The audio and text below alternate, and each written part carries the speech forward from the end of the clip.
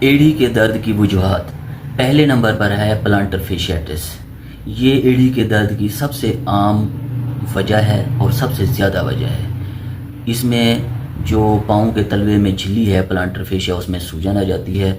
صبح اٹھ کر پہلا قدم رکھتے ہی جو ایڑی میں ایک چبھتا ہوا درد محسوس ہوتا ہے وہ اس کی وجہ سے ہوتا ہے۔ زیادہ دیر کھڑے رہنے، زیادہ دوڑنے کی وجہ سے بھی یہ پلانٹر فیشیٹس ہوتا ہے۔ اور اگر پاؤں کا جو تلوہ ہے وہ فلیٹ فٹ ہو، اس کی وجہ سے بھی یہ پلانٹر فیشیٹس ہوتا ہے۔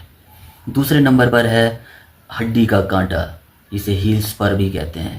اس میں ایڑی کی ہڈی میں ایک کانٹے کی طرح اضافہ ہوتا ہے نوکیلا، جو کہ ایکس رے پر نظر آتا ہے۔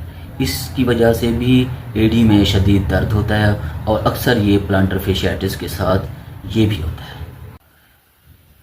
تیسرے نمبر پر ہے اکائلس ٹینڈینائٹس۔